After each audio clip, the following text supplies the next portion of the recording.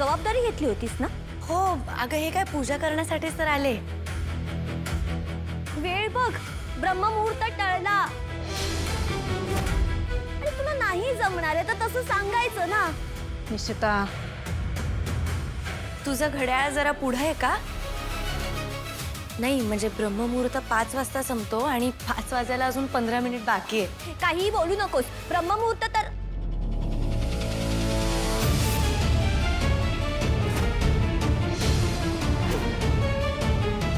बघशील जरा.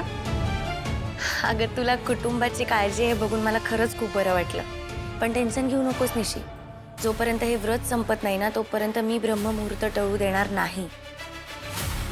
आता पूजा करून घेते पटकन, नाही तर तुमच्याशी गप्पा मारण्याच्या नादात ब्रह्ममुहूर्त टळायचा. आले का ताई?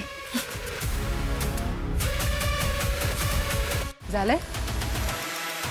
समाधान झालंय तुझं? स्वतःच्या कुटुंबापेक्षा तारिणी कशी चुका करते हे दाखवणं जास्त महत्वाचं वाटतं ना तुला? बोल. नाही नाही ताई, तसं नाहीये. तसं नाहीये मग कसं आहे निशिता? तुला जर खरंच कुटुंबाची काळजी असती ना तर तारिणीला उठवायला गेली असतीस तू, पण तू ते केलं नाहीस. ही पूजा आपल्या घरासाठी किती महत्वाची आहे हे तुलाही माहिती आहे, पण ते न करता सगळ्यांना गोळा केलंस आणि तमाशा केलास. आणि पद्मिनी काकू, तुम्हाला माहिती आहे ही कशी आहे, तरी तुम्ही तिच्यावरच विश्वास ठेवलात. तुम्हा दोघा बहिणींमध्ये काय प्रॉब्लेम्स आहेत हे मला चांगलं माहिती आहे, पण तुमचे प्रॉब्लेम्स तुमच्या घरात ठेवायचे. खांडेकरांच्या घरात तुमचे प्रॉब्लेम्स आणायचे नाही. खांडेकरांच्या घरात प्रत्येक माणूस एकमेकांना सांभाळून घेतो आणि तू सुद्धा तेच करायचे. एकमेकांच्या चुका दाखवण्यापेक्षा त्या दुरुस्त करण्याचा प्रयत्न करा सगळे. या दोघी बघा किती छान राहतात एकमेकांबरोबर, तसं तुम्हाला राहता येणार नाहीये. आणि मी शेवटची वॉर्निंग देते तुला निशिता, यापुढे जर तू घरातल्या कोणावरही आरोप केलास किंवा घरातली शांतता भंग करायचा प्रयत्न केलास तर तू आहे आणि मी आहे. कळलंय?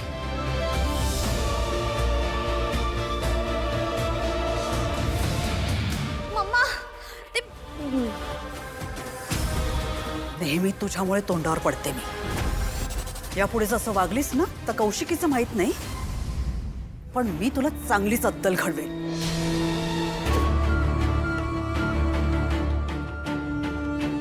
ईशा, तू दुधात जायफळ टाकलं होतंस की नाही? कोर्स ते जायफळ कदाचित डुप्लिकेट होतं. कशी काय उठली? काय झालं असेल? मी सांगते ना.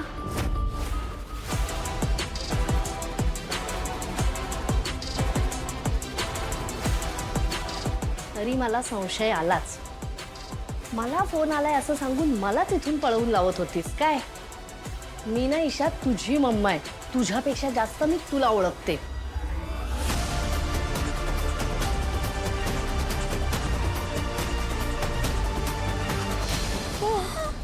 तुमच्यामुळे आमचा प्लॅन फ्लॉप झालाय. पूजा झाली नसती तर संकट आपल्या घरावर आलं असतं, तारिणीवर नाही. आणि हे कसं होऊ देईन मी?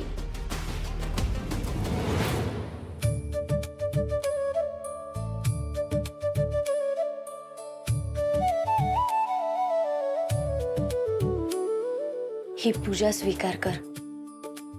या घरावर जे कोणतं संकट आले ते दूर कर आणि या घरात सुख आणि शांती लाभू दे.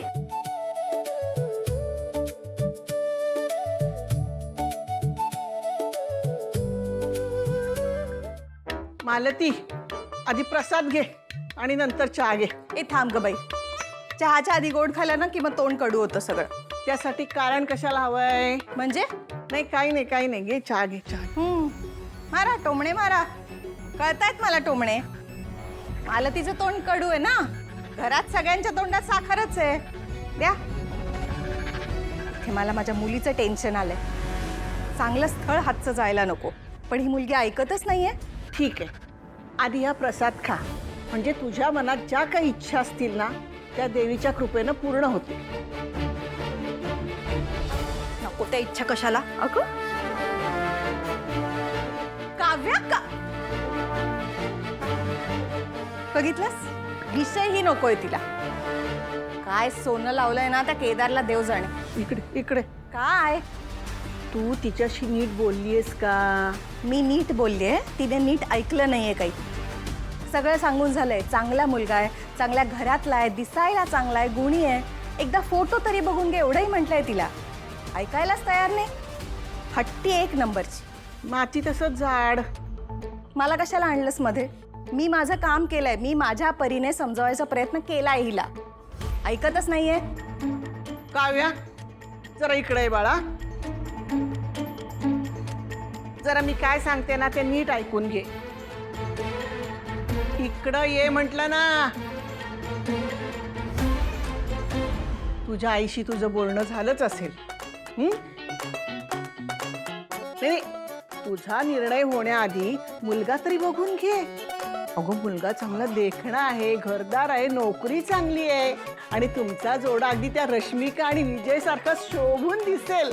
प्लीज आजी, ते रश्मिका आणि विजय थोड्या वेळ ट्रेंडिंगवर असते, पण जगात अमिताभ आणि रेखाचंच प्रेम अमर आहे. काय बोलली ही? अगं तुझी मुलगी स्वतःला रेखा समजते. मग अमिताभ?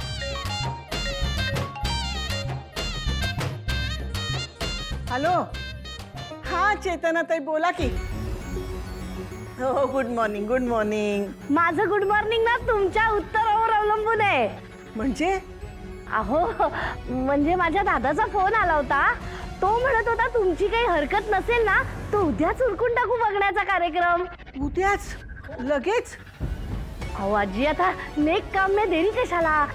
आणि आता त्यात तो श्रावण वगैरे सुरू होतोय. मग सण वार उपास तापास, मग कुणाला कुठला वेळ मिळतोय ना. हॅलो आजी, आहात ना? हा, हो, ऐक ऐक ऐक ऐक. आजी ऐका माझं, आपण उद्याच उरकून टाकू ना कार्यक्रम बघण्याचा. अहो नंतर ते गणपती वगैरे येत आहेत ना, जोड्याने जातील गणपतीच्या दर्शनाला. कसं तुम्ही म्हणताय ते बरोबर आहे सगळं. हा, पण कसं आहे ना, आत्ता माधव घरात नाहीये, तर त्याला विचारायला हवंय ना. मग मी त्याच्याशी बोलते आज आणि काय ठरलं ते तुम्हाला कळवते. ठीक आहे, तुम्ही त्यांना विचारा आणि मग मला कळवा. पण माझं ऐका तुम्ही, आपण उद्याच उरकून टाकूया बघण्याचा कार्यक्रम. हो हो हो, चालेल. बरं बरं, नक्की कळवा. हा, वाट बघतेय. हा हा. अगं कशाला हो म्हणालीस? सांगायचं ना, मुलगी तयार नाही अजून. अगं पण आता इतकं चांगलं स्थळ आलंय, ते हातून दौडायचं का? हे सगळं ना त्या केदार आणि तारिणीमुळे झालं. त्या केदारने स्वतःच्या जाळ्यात काव्याला अडकवलं नसतं ना तर ही वेळ आलीच नसती. आणि तारिणी गेली पळवून त्याला घेऊन. हे बघ, केदार आणि तारिणीमुळे काही झालेलं नाहीये. आणि जर त्यांच्यामुळे झालंच असेल ना तर तेच येऊन सगळं नीट करतील. हा,